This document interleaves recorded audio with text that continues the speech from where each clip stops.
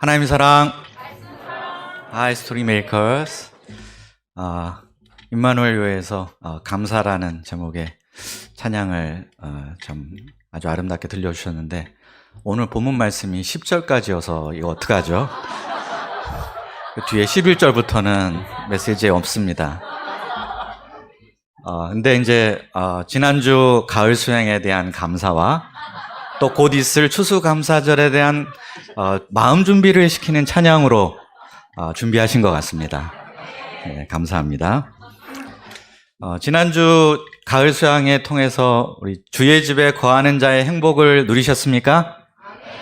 네, 감사합니다. 날씨도 너무 좋았고요. 일주일 만에 이렇게 좀 추워졌는데 좋은 날씨 가운데 은혜로운 수양회를 허락하신 하나님께 감사합니다. 제가 이렇게 여기 앞에서 보니까 이쪽은 좀 참새가 앉아 계신 것 같고요. 이쪽은 제비가 앉아 계신 것 같습니다. 그래서 주의 전에 거하는 참새와 제비들이 모여서 함께 예배를 드리게 된 것 같습니다. 오늘 말씀의 제목은 겨자씨 하나할 만한 믿음입니다. 다 같이 5절인 17장 6절 말씀을 읽어보겠습니다. 함께 읽겠습니다. 시작. 주께서 이르시되 너희에게 겨자씨 하나할 만한 믿음이 있었더라면 이 뽕나무더러 뿌리가 뽑혀 바다에 심기어라 하였을 것이요 그것이 너희에게 순종하였으리라. 기도하겠습니다. 사랑이 많으신 하나님 아버지, 이 시간 주의 생명의 복음 진리의 말씀 듣고자 합니다. 저희에게 들을 귀를 허락해 주시옵소서. 이 말씀이 저의 마음에 심기어 열매 맺는 역사 이루어 주시옵기를 간절히 기도합니다. 예수님의 이름으로 기도합니다. 지난주 토요일에 이태원에서 비극적인 참사가 있었습니다. 온 국민이 한마음으로 아파하고 슬퍼하고 있습니다. 그런데 저는 슬픔과 더불어 지난 한 주 동안 미안한 마음이 들어서 마음이 무거웠습니다. 희생자 대부분이 10대 또는 20대로서 기성세대로서 또 어른으로서 책임에 대해서 생각하지 않을 수 없었기 때문입니다. 오늘 말씀에서 예수님은 작은 자 한 사람에 대한 제자의 책임에 대해 가르쳐주고 계십니다. 그런데 예수님은 그 책임이 무엇인가에 대해서만 가르쳐 주시지 않으십니다. 감사하게도 그 무거운 책임을 감당할 수 있는 힘이 이미 우리에게 주어져 있다는 것을 함께 말씀하고 계십니다. 1절 상반절을 보십시오. 예수께서 제자들에게 이르시되 실족하게 하는 것이 없을 수는 없으나. 예수님은 제자들에게 실족하게 하는 것이 없을 수 없다라고 말씀하십니다. 실족하게 한다는 것이 무슨 뜻일까요?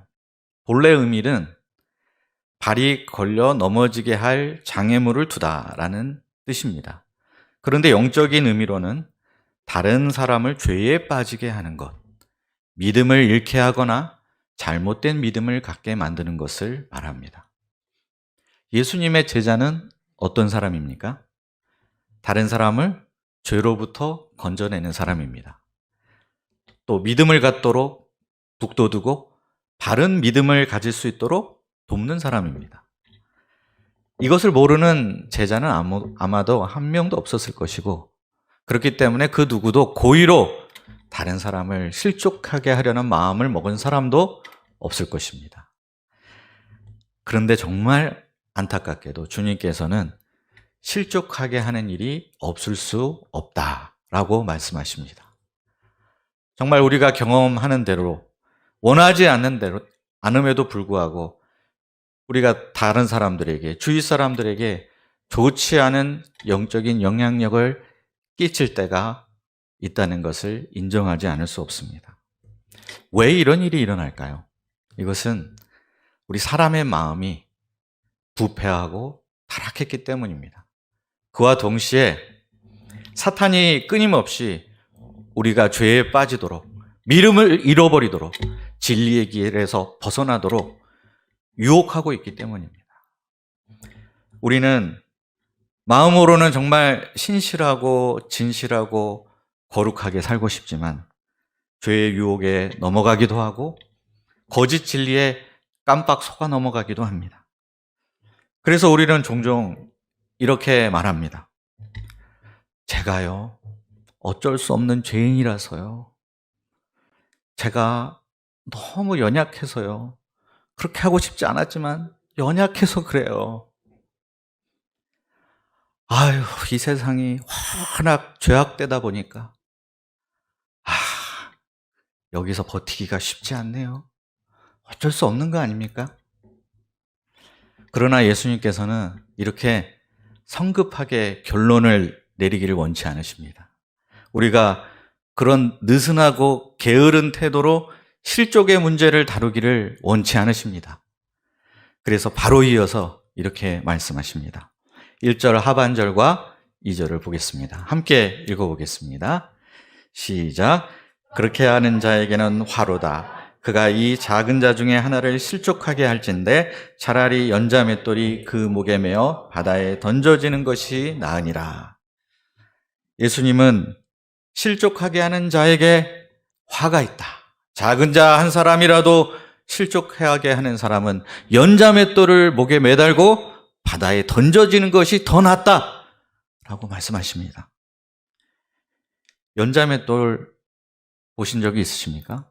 저는 어릴 때 할아버지 집에서 소가 끄는 연자 맷돌이 돌아가는 모습을 본 적이 있습니다. 그 연자 맷돌은 우리가 흔히 보는 맷돌에 비해서 거의 한 10배 정도 되는 어마어마한 크기와 무게를 가지고 있는 맷돌입니다. 이런 맷돌을 목에 걸고 바다에 빠지면 어떻게 될까요? 올림픽 수영 금메달리스트라 할지라도 여기서 빠져나올 수가 없습니다. 작은 자를 실족하게 하느니 차라리 죽는 게 낫다. 이게 예수님의 엄중한 경고이십니다. 여기서 작은 자는 누구일까요? 작은 자는 어린아이 혹은 키가 작은 사람을 뜻하는 것이 아니라 영적으로 미성숙한 사람을 가리킵니다. 작은 일에도 믿음이 쉽게 흔들릴 수 있는 사람, 특정한 죄 문제에 아주 취약한 사람, 이제 막 예수님을 따르기 시작했기 때문에 아직은 영적으로 어둡고 분별력이 없고 그래서 배워야 할 것이 많은 사람 등등 특별한 돌봄과 보호가 필요한 사람을 가리킵니다. 우리 공동체 안에서 작은 자는 누구일까요? 일단은 우리 어린 자녀들이 작은 자에 해당하지 않을까요? 이걸 조금 더 확대하면 우리 러너스도 작은 자에 들어갈 수 있다고 봅니다. 그들은 아직 미성숙한 부분도 많이 있지만 동시에 우리의 미래를 담고 있는 정말 소중한 존재들이라고 할 수 있습니다. 우리는 이런 다음 세대를 위해서 지금까지 아주 많은 투자를 해왔습니다. 다음 세대를 위한 전용의 예배 공간을 만들기 위해서 이 옆에 이렇게 교육관을 건축을 했습니다.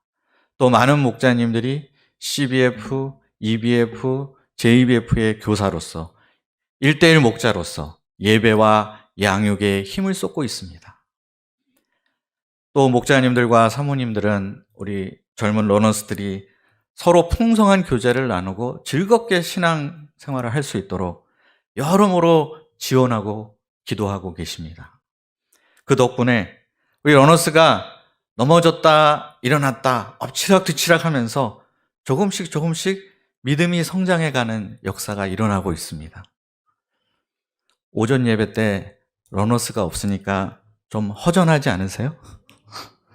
네, 좀 허전하시죠? 네, 젊은 사람이 왔다 갔다 해야 신이 나는데 그러니까 맨날 보는 40대, 50대밖에 없으니까 좀 신이 안 날 수는 있습니다. 그런데 또 그와 동시에 러너스가 자립적으로 예배를 섬기고 모임을 리드하면서 자유롭게 배우고 성장하는 모습을 보면서 또 우리는 그것으로부터 큰 위로를 얻기도 합니다. 그렇지만 한편으로는 우리가 어른으로서 기성세대로서 다음 세대를 위한 책임을 정말 제대로 잘 감당하고 있는가 한번 우리 스스로에게 물어보고 또한 다짐할 필요가 있다고 생각합니다. 혹시 내가 다음 세대를 실족하게 한 일이 없는지 스스로에게 질문해 볼 필요가 있습니다. 자녀로 하여금 하나님을 믿는다고 말하는 부모의 이중적이고 위선적인 모습에 실망해서 하나님을 완강하게 거부하려는 고집을 낳게 만들지는 않았을까요? 세상에서 지치고 상처를 받아 교회를 찾아온 한 영혼이 혹시나 교회 안에서 더 큰 상처와 괴로움을 당하고 좌절하는 일을 만들지 않았을까요? 목자여 성경 선생으로서, 어른으로서 본이 되기보다는 오히려 양들에게 좋지 않은 영향력을 끼친 적이 있지는 않았을까요? 더 심각한 문제는 이렇게 다른 사람을 실족하게 해놓고서는 아무 일도 아닌 것처럼 하찮은 일처럼 치부하지는 않았는지요. 아, 겨우 이만한 일로 실족해? 실족하는 네가 문제다. 야. 내 성격이 원래 그래. 내 말투가 원래 이렇고 내가 자라온 환경이 이 모양이니까 그런 건데 아니 이 정도도 못 받아줘? 이렇게 하면서 도리어 실족한 그 사람이 문제가 있는 것이냐 공격을 하지는 않았나요? 이런 질문들 자체가 참 우리 마음을 아프게 하고 무겁게 하는 질문이긴 합니다. 그러나 그럼에도 불구하고 이 질문을 우리가 계속 해야 할 질문이라고 생각합니다. 왜냐하면 병을 치료하기 위해서는 병이 얼마나 심각한가, 어디서부터 문제가 생겼는가부터 알아야 하기 때문입니다. 실족하게 하는 것은 연약하고 어린 성도를 바른 길에서 미끄러지게 하는 심각한 죄입니다. 계속 누적이 되면 오랜 세월 동안 그 일 때문에 막혀서 믿음이 자라지 못하고 삶을 낭비하게 되고 하나님의 은혜를 거부하게 만듭니다. 그러면 이런 안타까운 사태, 이런 비극적인 일을 미리미리 예방하기 위해서 우리가 힘써야 될 것이 무엇일까요?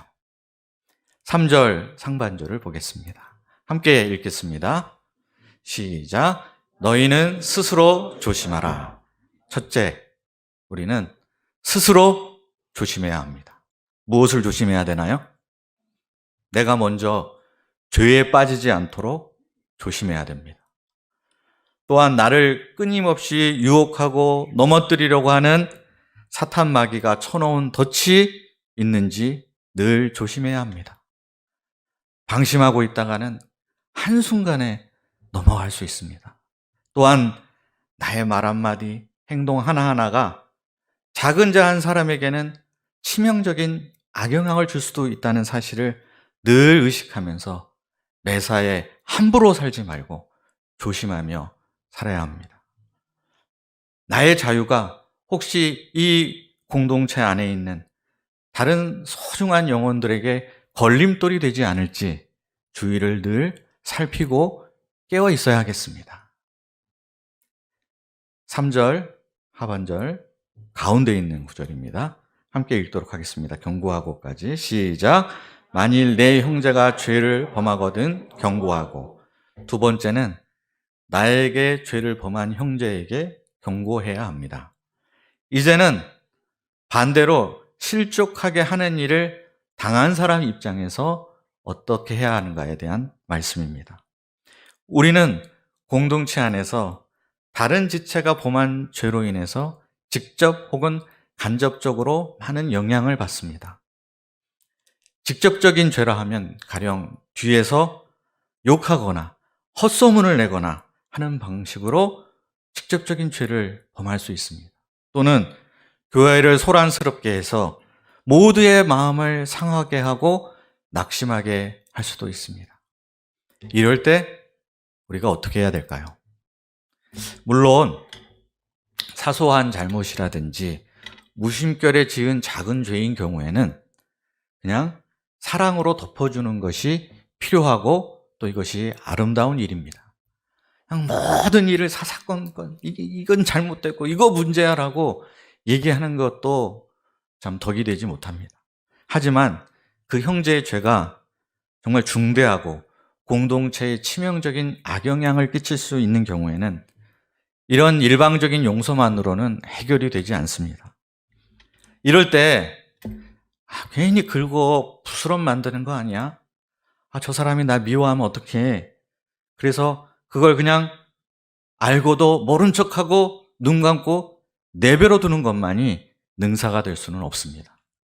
결국 그것이 나와 형제 사이에 가로막는 장애물이 되고 잊을 수 없는 상처와 고통으로 남을 수 있습니다. 이것은 사랑으로 허물을 덮는 것이 아니라 죄를 진지하게 다루는 것을 회피하는 것이라고 말할 수 있습니다. 예수님은 이럴 때 그에게 경고하라 라고 말씀하십니다.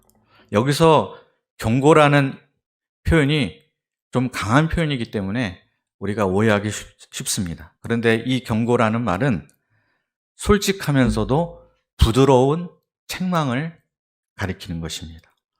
분에 이기지 못해가지고 짜증난 상태에서 막 상대방의 잘못을 들춰내는 것, 이것이 경고가 아닙니다.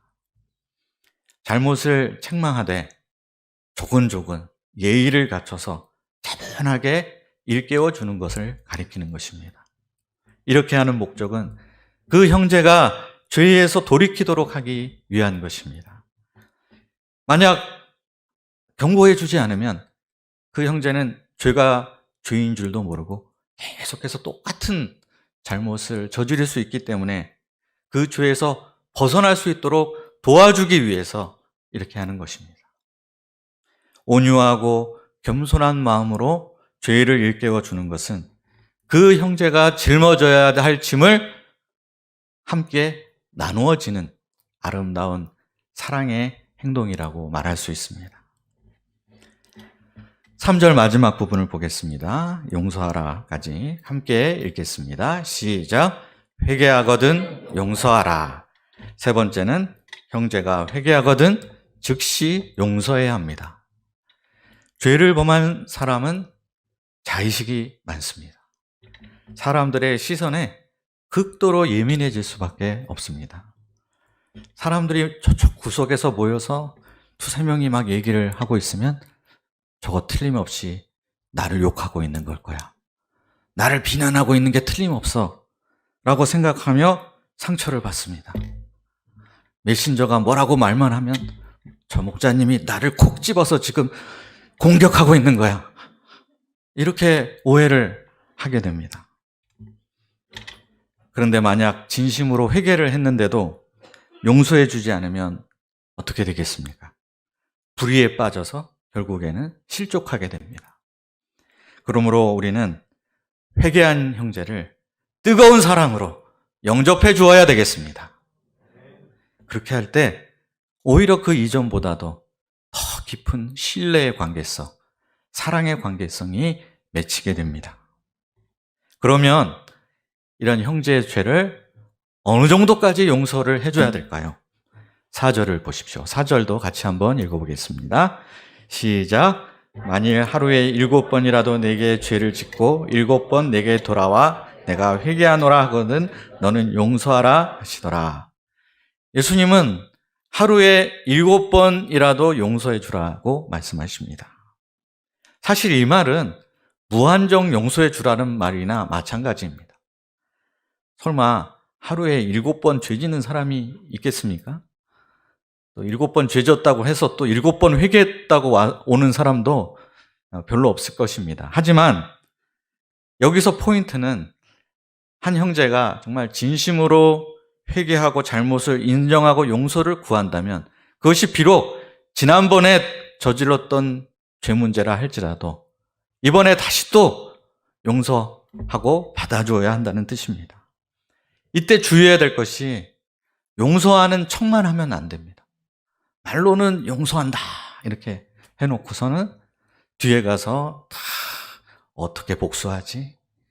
하고 네가 지난 여름에 한 일을 다 알고 있다. 그래서 계속해서 이야기하고 이렇게 하는 것은 진정한 용서가 아닙니다. 일단 용서했으면 더 이상 그 사람의 잘못을 기억하거나 증오심을 품거나 보상을 요구하거나 보복하겠다는 일체의 생각을 다 내려놓는 것, 이렇게 하기로 결심하는 것, 이것이 바로 참된 용서입니다. 교통사고를 제외하고 대한민국에서 국민 사망 원인 1위가 무엇일까요?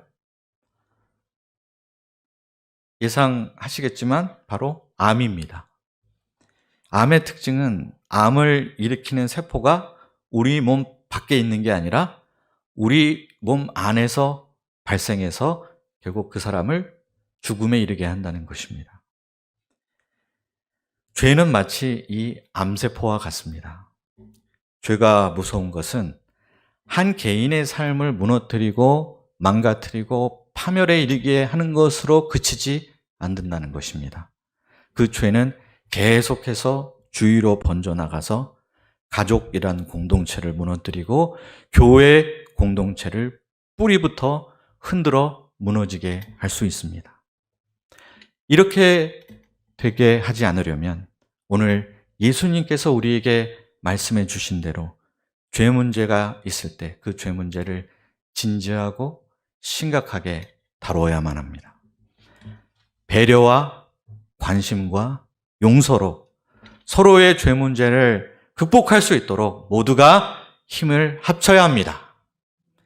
이것이 나도 살고 너도 살고 모두가 살 수 있는 길입니다. 예수님의 제자도는 항상 이런 공동체주의를 그 바탕에 깔고 있습니다. 하지만 오늘날의 시대 정신은 이와는 정반대 방향으로 흘러가고 있는 것 같습니다. 요즘 시대는 공동체주의보다는 개인주의가 더 팽배해져 가고 있습니다.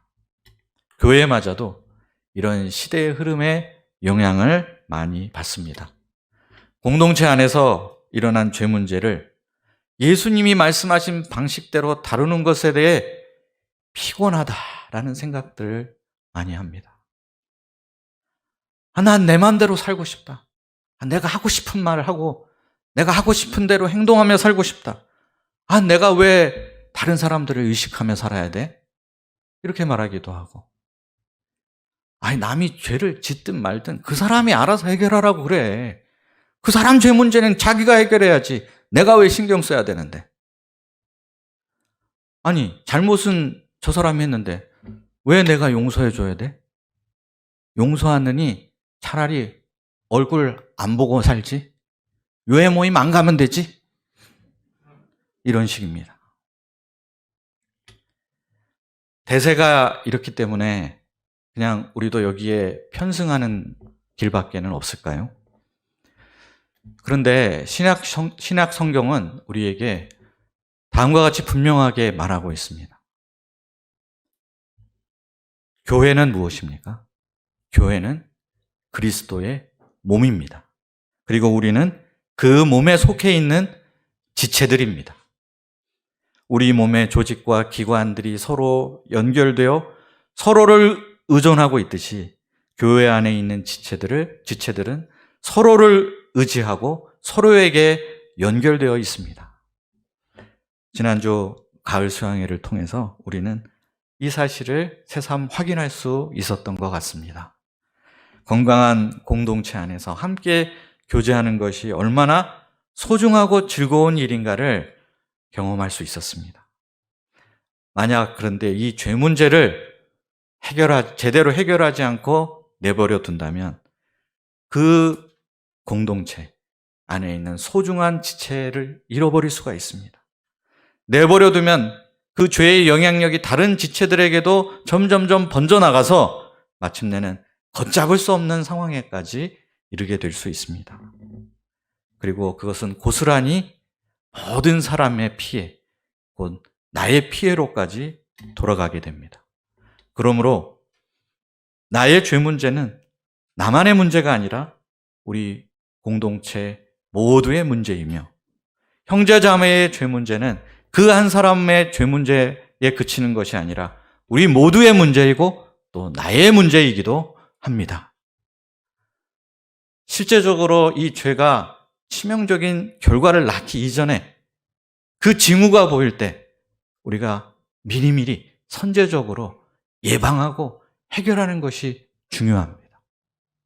이번 이태원 사건에서 나온 것처럼 112에 이미 신고가 수십 건이 들어왔는데도 그냥 묵살했을 때 어떤 끔찍한 이 결과가 나오는지를 우리는 잘 보았습니다.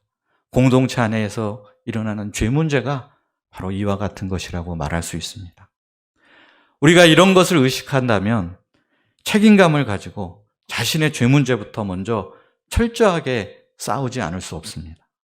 내 주위에 있는 지체들의 죄 문제를 나 몰라라 할 수 없고, 때로는 부드러운 권면과 책망으로, 때로는 용서와 사랑으로 품어주는 것을 통해서 함께 고민하고 함께 씨름하고 함께 해결하고자 힘쓰게 됩니다. 이런 것들이 우리 가운데 모이고 쌓여나갈 때 우리는 거룩하고 순결한 공동체, 용서와 사랑이 흐르는 공동체, 영적으로 건강한 교회 공동체를 이룰 수 있을 것입니다. 5절을 보겠습니다. 사도들이 주께 여짜오되 우리에게 믿음을 더하소서 하니. 제자들은 작은 자 한 사람을 실족하게 하는 죄가 얼마나 무섭고 큰 죄인가 하는 예수님의 말씀을 듣고 큰 충격을 받았습니다. 그동안 내가 실족하게 한 일이 있는가 떠올려 보니 너무 많았던 것입니다. 나는 연자맷돌 한 10개쯤 매달고 지금 수심 200m를 헤엄치고 있어야 될 것 같다는 생각이 들었습니다. 게다가 하루에 7번 용서하라는 말씀을 듣고 입이 딱 벌어졌습니다. 아니, 한 번 용서하기도 너무너무 힘든데 7번, 그것도 하루에? 누가 그렇게 할 수 있어? 제자들은 그래서 예수님께 구합니다. 우리에게 믿음을 더하소서. 이런 일을 하려면 태산 같은 믿음이 필요할 것 같은데 우리의 믿음이 너무 작기 때문에 도저히 감당이 안 되오니 주님, 우리에게 믿음을 왕창 부어주시옵소서라고 구하고 있는 것입니다. 이에 대한 예수님의 대답이 어떻습니까? 6절입니다. 오늘 요절 말씀이기도 한데요. 다시 한번 읽어보겠습니다. 시작. 주께서 이르시되 너희에게 겨자씨 하나일 만한 믿음이 있었더라면 이 뽕나무더러 뿌리가 뽑혀 바다에 심기어라 하였을 것이요 그것이 너희에게 순종하였으랴. 예수님은 태산만한 큰 믿음 필요 없다라고 하십니다. 겨자씨 하나일 만한 믿음만 있으면 된다고 말씀하십니다. 예수님은 믿음의 양보다 믿음의 질이 훨씬 더 중요하다고 보십니다. 겨자씨 하나일 만한 아주 작은 믿음이라 할지라도 죽은 믿음이 아니라 살아있는 믿음이라면 충분하다라고 하십니다. 이런 참된 믿음이 있을 때 어떤 일이 일어납니까? 예수님은 뽕나무더러 뽑혀 바다에 심기라 하면 그대로 순종할 것이다 라고 말씀하셨습니다. 뽕나무의 특징은 뿌리가 깊고 넓게 박혀서 사람의 힘으로는 도저히 뽑을 수가 없다는 것에 있습니다. 저는 뽕나무는 잘 모르지만 아카시아 나무에 대해서는 경험이 있습니다. 군대에 있을 때 뒷산에 있는 아카시아 나무를 뿌리채 뽑으라는 인사계의 말을 듣고 뽑으러 갔다가 죽는 줄 알았습니다. 와, 아카시아 나무 뿌리가 이렇게 사방으로 깊게까지 박혀있는 줄 모르고 가벼운 마음으로 갔다가 아주 죽을 고생을 했던 기억이 있습니다. 뽕나무가 아마 그런 나무인 것 같습니다. 그런데 예수님의 말씀은 겨자씨 하나일 만한 믿음이 너에게 있다면 그런 뽕나무를 아예 그냥 뿌리채 단숨에 뽑아서 바다에 던질 수 있다라고 말씀하고 계신 것입니다. 왜 그럼 예수님께서는 믿음으로 할 수 있는 일을 하필이면 뽕나무를 뽑는 일에 비유하셨을까요? 앞서서 예수님은 공동체 안에서 일어나는 죄 문제를 어떻게 다루어야 하는가에 대해 말씀하셨습니다. 그리고 제자들은 우리가 믿음이 없어서 그 일을 감당할 수 없다고 하소연을 했습니다. 그렇다면 여기서 우리가 뽕나무가 뭘 가리키고 있는가를 충분히 유추해 볼 수 있습니다. 그것은 바로 우리 마음속에 깊숙이 뿌리 내리고 있는 죄성, 즉 죄를 짓게 하는 본성을 가리키는 것입니다. 우리는 이 죄성이 사람 마음속에 얼마나 깊숙이 그리고 폭넓게 뿌리 내리고 있는지 살아가면서 여러 모양으로 경험하고 있습니다. 누구도 나로 인해서 실족하게 되는 것을 원치 않았지만 또 실족하게 만들었을 때 내 속에 있는 이 죄와 허물이 얼마나 깊숙이 자리 잡고 있는가를 발견하게 됩니다. 조금도 변하지 않는 나의 모습, 그리고 그와 못지않게 변치 않고 있는 너의 모습. 이 두 모습을 보면서 우리는 절망하게 됩니다. 그러면서 사람이 변하나? 사람은 안 변해. 사람은 고쳐 쓰는 거 아니래.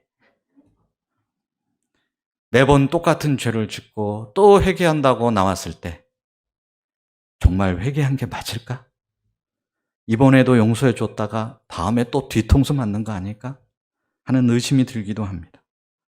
누군가를 용서할 힘도 없고 누군가를 실족하지 않게 하면서 살아갈 자신도 없습니다. 나의 죄든 다른 사람의 죄든 하여간 죄 문제를 다루는 것은 너무너무 힘들고 고달픈 일이라는 생각이 자꾸 들곤 합니다. 이런 우리에게 예수님은 겨자씨 하나일 만한 믿음만 있으면 된다고 말씀하십니다. 태산 같은 믿음은 없잖아요. 그런데 우리는 겨자씨 하나일 만한 믿음은 다 가질 수 있습니다. 이런 믿음은 나는 아무것도 할 수는 없지만 하나님께서는 모든 것을 하실 수 있습니다. 믿고 고백하는 믿음입니다. 하나님께서 우리의 죄 문제를 해결하기 위해서 일하셨고 지금도 일하고 계시고 또한 장차 죄에 대한 완전한 승리를 이루실 것을 믿는 것입니다.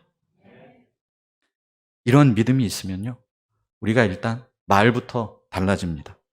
더 이상 안 될 거야, 못 할 거야, 아우 힘들어, 이런 말을 하기보다는 할 수 있다, 될 수 있다, 뿌리 뽑을 수 있다, 변할 수 있다, 이런 긍정적인 말, 도전적인 말을 하게 됩니다.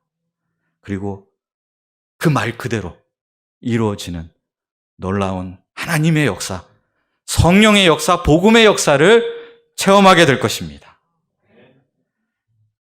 도무지 용서할 수 없었던 사람을 용서하는 기적, 도무지 저 죄 문제만큼은 해결되지 않을 것 같은 사람이 죄를 이기고 거룩하고 성결한 삶을 살게 되는 기적의 역사가 믿음으로 일어납니다. 거룩하고 순결한 공동체, 사랑과 용서가 흐르는 공동체, 치유와 회복이 일어나는 건강한 공동체, 믿음만 있다면 환상이나 꿈이 아닙니다. 대단한 믿음이 아니어도 됩니다. 겨자씨 하나일 만한 작은 믿음만 있다면 우리 가운데 얼마든지 일어날 수 있습니다. 이것은 마치 지렛대의 원리와 같습니다. 지렛대가 있으면 아주 작은 힘으로도 큰 무거운 물건을 들어 올릴 수 있습니다. 주님이 친히 우리의 지렛대가 되어 주십니다. 그래서 우리의 작은 믿음으로써 큰 일을 이루게 하실 줄 믿습니다. 우리가 이런 믿음으로 긍정적인 말, 소망의 말, 믿음의 말을 할 수 있기를 기도합니다. 그래서 그 말한 대로 이루어지게 하시는 하나님의 일하심을 우리 삶 속에서 체험할 수 있기를 간절히 기도합니다. 그런데 믿음으로 큰 일을 이루는 것도 정말 중요하지만 그에 못지않게 또 중요한 일이 그 일을 이룬 뒤에 어떤 마음가짐을 가지느냐 하는 것입니다. 이에 대해서 예수님은 7절부터 9절까지 한 비유를 통해서 말씀하십니다. 어떤 사람에게 밭을 갈고 양을 치거나 하는 종이 있습니다. 그 종은 하루 종일 밭에서 일하고 저녁에 집에 돌아왔습니다. 그러면 주인이 일어나, 종님, 얼마나 수고가 많으셨습니까? 제가 저녁 밥상을 쫙 차려놨으니 여기 와서 앉아서 드시옵소서. 이런 주인이 있을까요? 네, 없겠죠. 오히려 주인이 먹고 마시는 동안에 너 서빙 열심히 해라. 내가 다 먹은 다음에 네가 먹어라. 이렇게 하지 않겠습니까? 종이 주인이 명한 대로 했다고 해서 주인이 종에게 살해를 하겠습니까? 우리 목자님들 퇴근할 때 팀장님이 오셔서 오늘 하루 종일 정말 수고 많으셨습니다. 이렇게 열심히 일해 주셔서 너무너무 감사합니다. 이렇게 합니까? 안 하잖아요. 그죠? 네. 네가 뭐 했다고 벌써 가니? 뭐 이러지 않습니까? 대부분. 이 비유가 깨우쳐 주는 바가 무엇입니까? 10절을 다 함께 읽어보겠습니다. 시작. 이와 같이 너희도 명령받은 것을 다 행한 후에 이르기를 우리는 무익한 종이라 우리가 하여야 할 일을 한 것뿐이라 할지니라. 예수님은 이 말씀을 듣고 있는 12 제자에게 너희도 이 비유에 나오는 종과 마찬가지다 라고 말씀하십니다. 그들은 앞으로 주님을 위해서 충성을 다하게 될 것입니다. 사도행전에 나오는 위대한 믿음의 역사를 이루게 될 겁니다. 거룩하고 순결한 공동체, 사랑과 용서가 흐르는 공동체인 초대교회를 세우기 위해서 많은 헌신과 수고를 하게 될 것입니다. 예수님은 제자들이 그 모든 일을 다 이룬 후에 이렇게 말하라고 하십니다.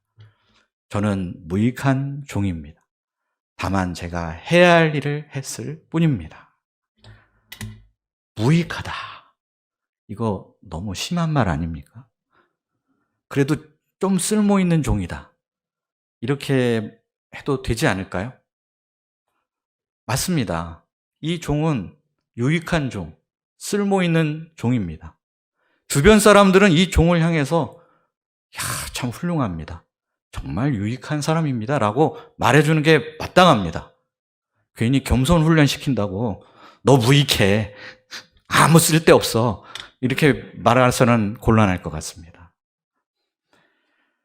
그런데 진짜 쓸모 있는 종의 특징은 자기 자신에 대해서는 쓸모 있다고 생각하지 않는다는 것입니다. 나는 항상 부족한 종이다 라고 생각을 합니다. 마치 진짜 효자는 자신이 늘 부효자라고 생각하는 것과 같습니다.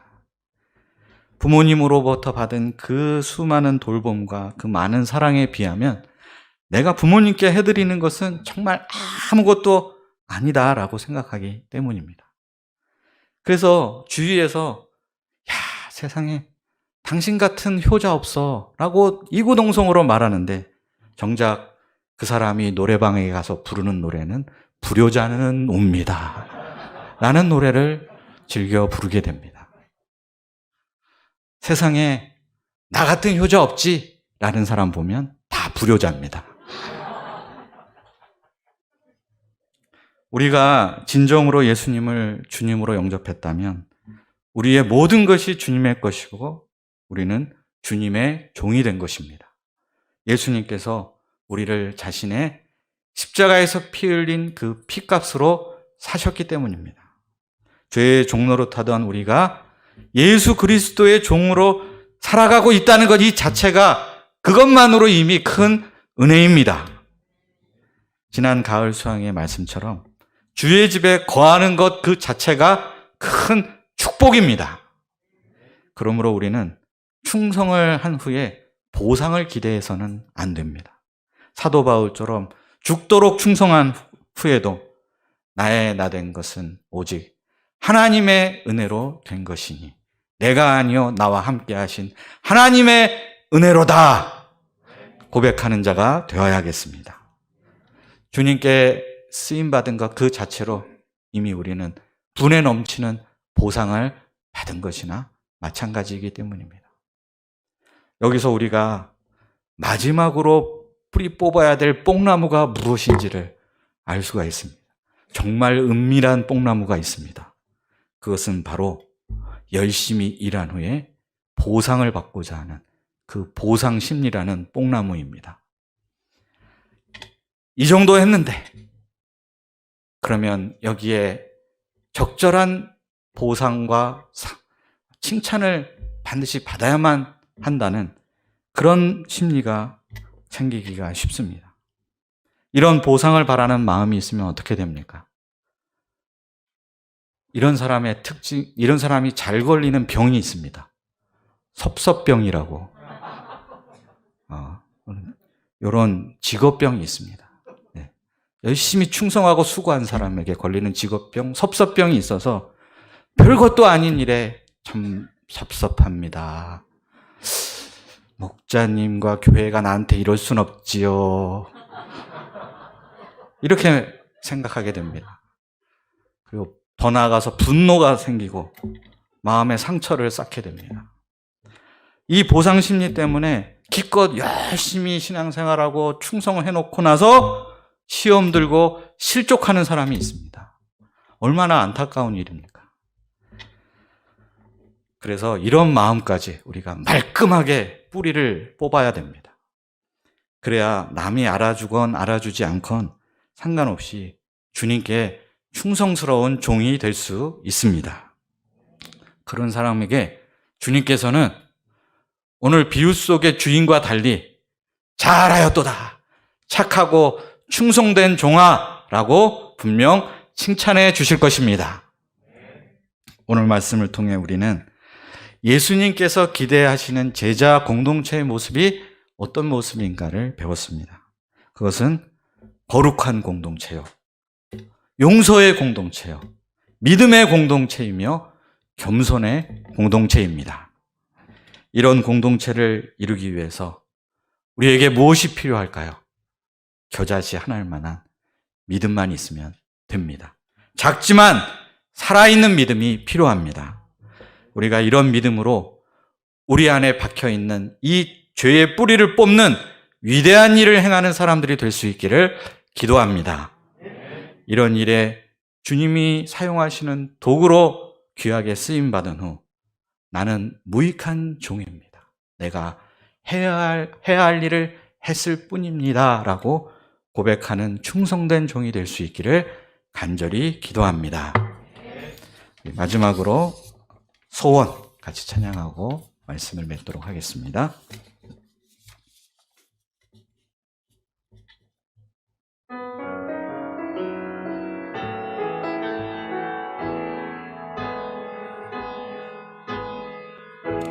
삶의 작은 일에도 그 마음을 알기 원하네. 그 좁은 길로 가기 원해. 그분의 그 쉼을 알며 소망 그 높은 길로 가기 원하네. 저 높이 솟은 산이 되기보다 여기 오름직한 동산이 되길, 내 가는 길만 비추기보다는 누군가의 길을 비춰준다며 내가 노래하듯이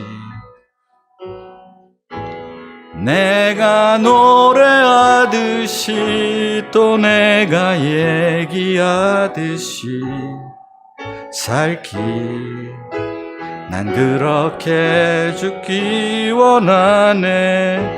삶의 한 절이라도 그분을 담기 원하네.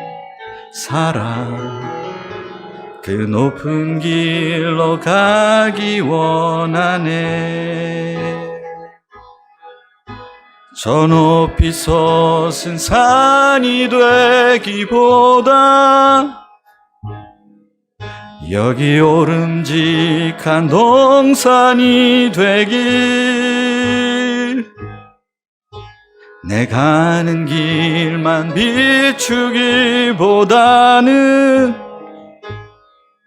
누군가의 길을 비춰준다면 내가 노래하듯이 또 내가 얘기하듯이 살기 난 그렇게 죽기 원하네. 삶의 한 절이라도 그분을 담기 원하네. 살아 그 높은 길로 가기 원하네. 그 좁은 길로 가기 원하네. 그 깊은 길로 가기 원하네. 기도하겠습니다. 살아계신 하나님 아버지, 예수님께서 우리에게 기대하시는 제자 공동체의 모습을 가르쳐 주셔서 감사합니다. 우리에게 겨자씨 하나일 만한 작지만 살아있는 믿음을 주시옵소서. 이 믿음으로 우리가 거룩한 공동체, 용서의 공동체, 믿음의 공동체, 겸손의 공동체를 함께 이루어갈 수 있기를 간절히 기도합니다. 예수님의 이름으로 기도하였습니다.